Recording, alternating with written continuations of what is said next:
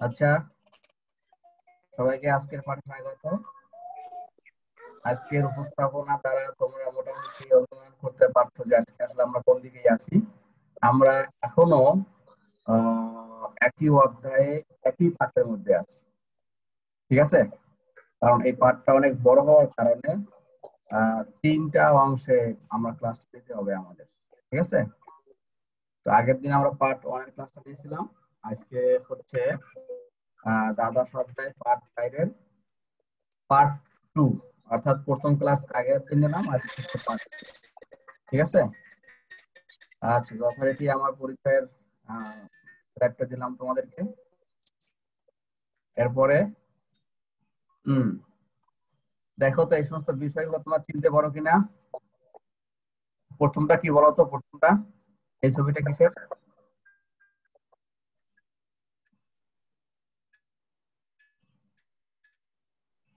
কেউ শেয়ার করো, এই ছবিটা কিসের? বুঝতে পারছি না। বোঝা যাচ্ছে না? দেখোনি তো তাই বুঝতেছো না। এটা হচ্ছে কাগজ, কাগজের রোল এটা, ঠিক আছে? এইভাবে কাগজ রোল তৈরি হয়, এরপর এখান থেকে কেটে কেটে তোমাদের হাতে চলে আসে তোমাদের ব্যবহারের মতো, ঠিক আছে? কাগজের রোল। আচ্ছা, আর এটা হচ্ছে, এটা কিছু বলতে পারো? স্যার এটা কোনো মিলের মতো লাগছে। হ্যাঁ, কোনো মিল, ধন্যবাদ, অতটুকুই যথেষ্ট। এটা হচ্ছে কি? ঔষধ। এটা তো ঔষধ শিল্প, বোঝাই যাচ্ছে নাকি? আর এটা কি? কোরবানির চামড়া। চামড়া। কোরবানি বলতে বলবো না, এটা চামড়া নাকি? চামড়া, তাই না? আচ্ছা, তাহলে আজকের পাঠ হচ্ছে সেটাই, বাংলাদেশের প্রধান প্রধান শিল্প কাগজ, সার, সিমেন্ট, ঔষধ, সিমেন্ট, ঔষধ, চামড়া। এই অংশগুলো আমরা আজকে দেখব, ঠিক আছে? হুম। আচ্ছা, চিকন ফল, এই পাঠ শেষে কি হবে? তোমরা বাংলাদেশের কাগজ শিল্প বর্ণনা করতে পারবে, বাংলাদেশের সার শিল্পের ব্যাখ্যা করতে পারবে, বাংলাদেশের সিমেন্ট শিল্প সম্পর্কে বলতে পারবে, বাংলাদেশের ঔষধ শিল্প বিশ্লেষণ করতে পারবে, এবং লাস্ট অফ অল চামড়া শিল্প বিশ্লেষণ করতে পারবে, ঠিক আছে? আচ্ছা, মিম, ডু ইউ হিয়ার মি মিম? হ্যাঁ স্যার। আচ্ছা, কি লেখা আছে পড়ো তো।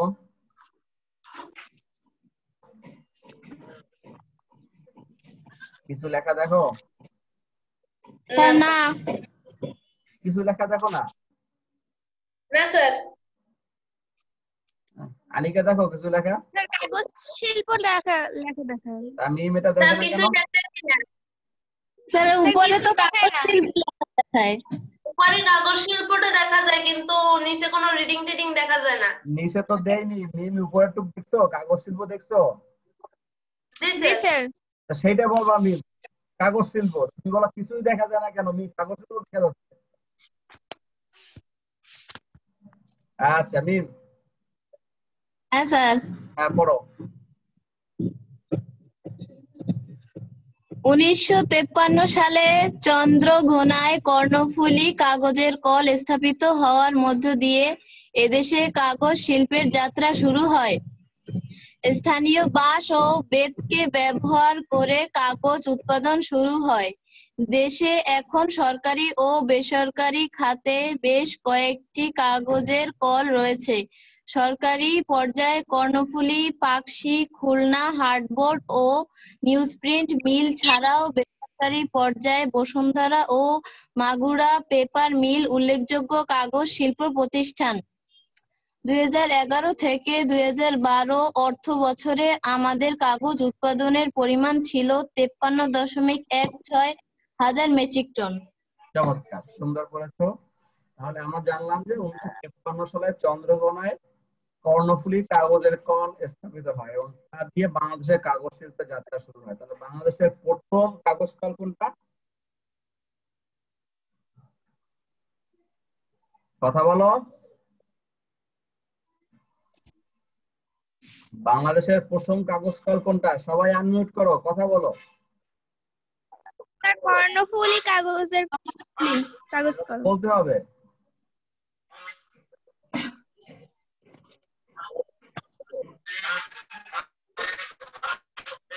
আচ্ছা, এবং এটা কত সালে হয়?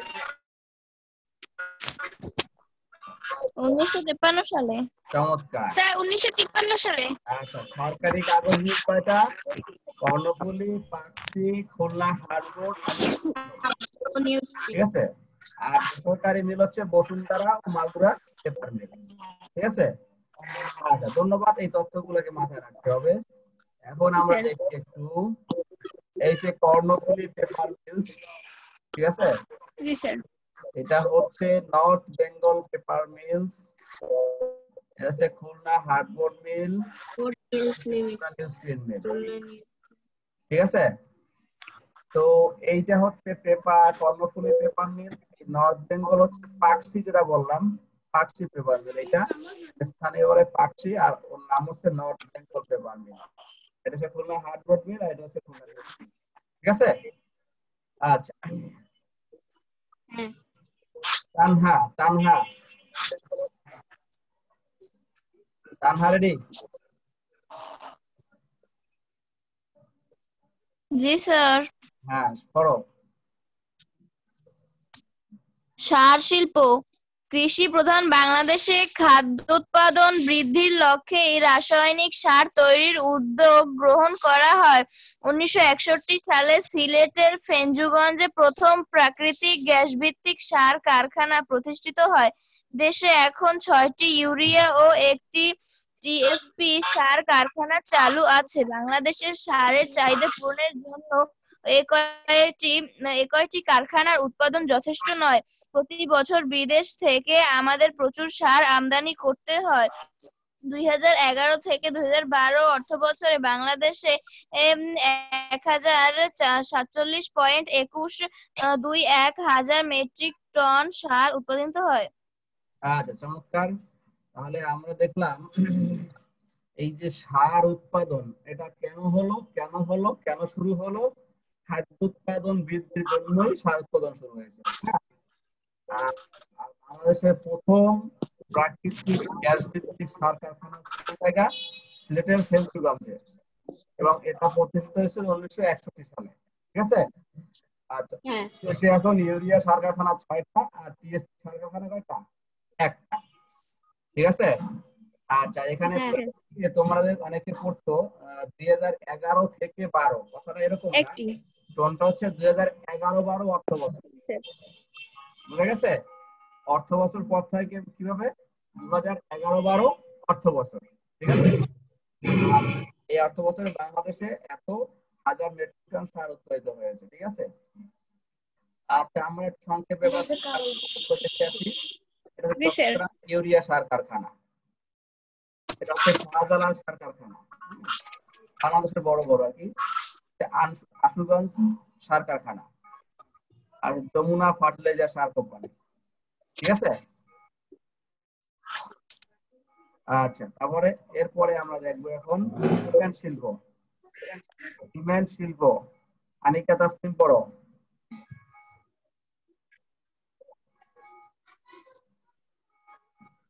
পাকা বাড়িঘর, দালান কোঠা তথা শহর নির্মাণে প্রচুর সিমেন্টের প্রয়োজন হয়। চুনাপাথর ও প্রাকৃতিক গ্যাসের সমন্বয়ে সিমেন্ট উৎপাদিত হয়। 1940 সালে ছাতক সিমেন্ট কারখানা স্থাপনের মাধ্যমে এদেশে সিমেন্ট শিল্পের যাত্রা শুরু হয়। বর্তমানে বাংলাদেশে বড় ও মাঝারি আকারের 12টি সিমেন্ট কারখানা রয়েছে।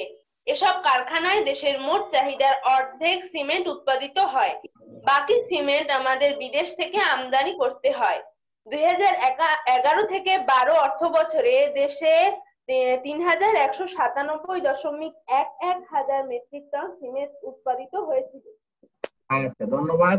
এবারও আমরা অর্থ বছর পড়তে গিয়ে পড়লাম কি 2011 থেকে 12, এটা নয়, আবারও বলছি, এই অর্থ বছর পড়তে হয় 2011-12 অর্থ বছরে, 2011-12 অর্থ বছর এভাবে পড়তে হয়, ঠিক আছে। আচ্ছা, ঠিক আছে স্যার। 1947 সালে ছাতক সিমেন্ট কারখানা, এটা হচ্ছে বাংলাদেশের প্রথম সিমেন্ট কারখানা, ঠিক আছে। এরপরে অনেক সিমেন্ট কারখানা প্রতিষ্ঠিত হয়, যেমন এই বইয়ের ভাষা অনুযায়ী দেখছি আমরা 12টি সিমেন্ট কারখানা আমাদের দেশে বর্তমানে আছে। হ্যাঁ, এতগুলো সিমেন্ট কারখানা হলেও বাংলাদেশের যে মোট চাহিদা তারপরে অর্ধেক সিমেন্ট আমরা উৎপাদন করতে পারছি, বাকি সিমেন্ট আমরা বিদেশ থেকে আমদানি করছি। ঠিক আছে। আর 11-12 অর্থ বছরে 31,97,000 মেট্রিক টন সিমেন্ট উৎপাদিত হয়েছে। ঠিক আছে। তাহলে আমরা একটু কিছু সিমেন্ট শিল্পের চিত্র দেখে আসি। লাফার্জ সিমেন্ট কারখানা বাংলাদেশের অন্যতম বড় একটা সিমেন্ট কারখানা। শাহজালাল, সরি এটা ভুল হয়েছে, এটা হবে সাতক সিমেন্ট কারখানা, সিমেন্ট কোম্পানি। আচ্ছা এটা কেমন হলো? আচ্ছা এটা হচ্ছে এটা তো আশুগঞ্জ সার কারখানা না, এটা ভুল হয়েছে। দেখো 2 নাম্বার হচ্ছে সাতক সিমেন্ট কোম্পানি আর 3 নাম্বার হচ্ছে আশুগঞ্জ সার কারখানা। ঠিক আছে। আচ্ছা আমরা একটু ক্লিয়ার করে আসি। আচ্ছা এটা হচ্ছে সাতক সিমেন্ট কারখানা, এলিফ্যান্ট ব্যাংক সিমেন্ট কারখানা, আর হচ্ছে মোংলা সিমেন্ট ফ্যাক্টরি। মোংলা হচ্ছে সেনা কল্যাণ ভবনের সিমেন্ট ফ্যাক্টরি। ঠিক আছে। যাই হোক, আমরা বিভিন্ন সিমেন্ট কারখানার কিছু দেখে আসলাম। এরপর আছে ঔষধ শিল্প। ঔষধ শিল্প পড়বে রেজাউল করিম।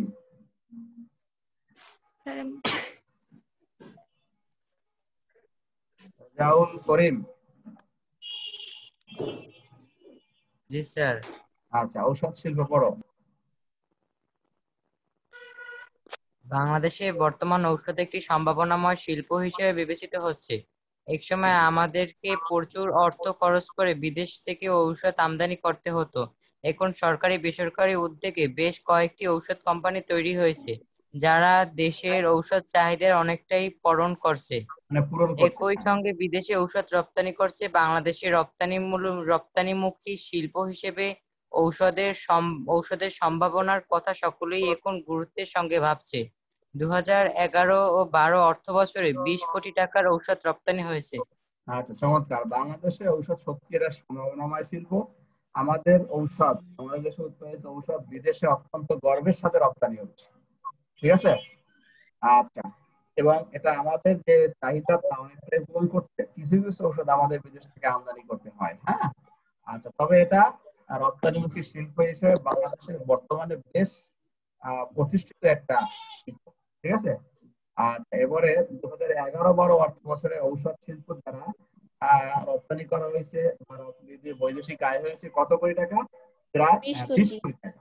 এটা একটা বড় অঙ্ক। ঠিক আছে। আচ্ছা আমরা একটু ঔষধ শিল্পর কোম্পানির চিত্র দেখে আসি। Beximco pharmaceuticals, square pharmaceuticals, অপসনিন pharmaceuticals, এক্সি pharmaceuticals. ঠিক আছে।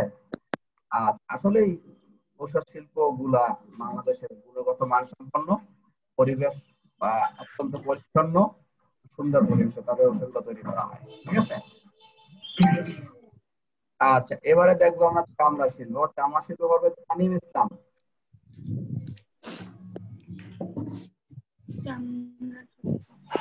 তানিম ইসলাম। স্যার এখনো লেখা আসে নাই। হ্যাঁ স্যার আইছে। রেসপন্স করবো তো। বাংলাদেশে প্রচুর গরু, ছাগল ও মহিষ পালন করা হয়। এদেশে বহু আগে থেকেই চামড়া বা টেনারি শিল্প গড়ে উঠেছে। জুতা ও ব্যাগ তৈরিতে চামড়া শিল্পের জুড়ি নেই। এখন বাংলাদেশে কিছু সংখ্যক চামড়া শিল্প কারখানা তৈরি হয়েছে, যেগুলো দেশের গরু, ছাগল ও মহিষের চামড়া থেকে জুতা, ব্যাগ সহ নানা উন্নত মানের জিনিস তৈরি করছে। কোন কোন কোম্পানি বিদেশেও তাদের উৎপাদিত পণ্য রপ্তানি করছে। 2008 থেকে 9 অর্থ বছরে বাংলাদেশ বিদেশে জুতা রপ্তানি করে প্রায় 19 কোটি মিলিয়ন মার্কিন ডলার আয় করেছে। আর ওই চামড়া ও চামড়াজাত দ্রব্যের উৎপন্ন ছিল 10.14 মিলিয়ন বর্গমিটার। চমৎকার। তাহলে আমরা বুঝলাম চামড়া শিল্প বাংলাদেশ একটা অন্যতম বিরাট সম্ভাবনাময় শিল্প। ঠিক আছে। আচ্ছা দেখো এখানে যে তথ্য দেওয়া হয়েছে 8 অর্থ বছরে প্রায় 19 কোটি মিলিয়ন মার্কিন ডলার, হিউজ অ্যামাউন্ট। হ্যাঁ, এটা বিদেশ থেকে আমরা রপ্তানি করে আমরা আয় করেছি। আর দেশের যে গরু, ছাগল, মহিষের চামড়া, এর থেকে অসংখ্য জিনিসপত্র তৈরি করা হয় চামড়া শিল্পের মাধ্যমে। ঠিক আছে। আমাদের কিছু চিত্র দেখে আসি। হ্যাঁ হুম আচ্ছা দেখো তো তোমরা চিনতে পারছো কিনা ব্যাগ হুম শু তাই না ব্যাগ জুতা জুতা হ্যাঁ এটা তোমাদের পছন্দের জিনিস পার্স জি স্যার জি স্যার এটা স্যান্ডেল হ্যাঁ হ্যাঁ জুতা স্যান্ডেল এই দেখো জ্যাকেট আছে জামা আমরা জ্যাকেট জ্যাকেট এটাকে বলে কাপড়ের মোজা হ্যাঁ চামড়ার বেল্ট বেল্ট হ্যাঁ এটাও জুতা জুতা কিন্তু অন্য নামে আর কি এটা যেন কি যেন নাম বলে ভুলে গেছি আমি মনে নাই এই মুহূর্তে আর এটা হচ্ছে মানি ব্যাগ তো এই ধরনের জিনিসপত্র আর কি তৈরি করা হয় কিসের দ্বারা চামড়ার দ্বারা এগুলো চামড়া সবগুলাই কিন্তু বিদেশে রপ্তানি হয় রপ্তানিযোগ্য জিনিস ঠিক আছে তো এর ফলেই এখান থেকে প্রচুর অর্থ বাংলাদেশ সরকার বা আমরা উপার্জন করে থাকি ঠিক আছে জি স্যার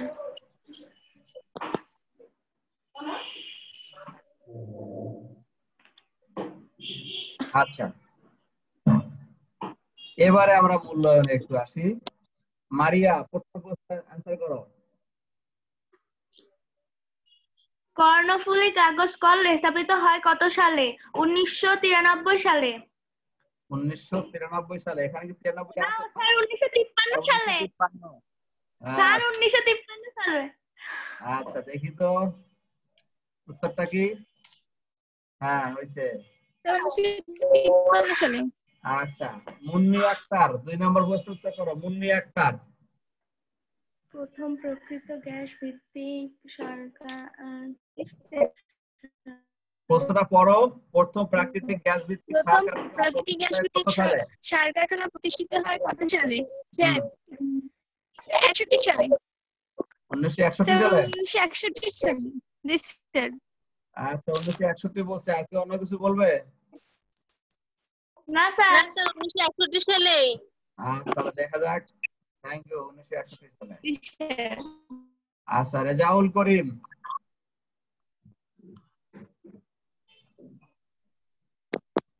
রেজাউল করিম 3 নম্বর প্রশ্ন সার্থক সিমেন্ট কারখানা স্থাপিত হয় কত সালে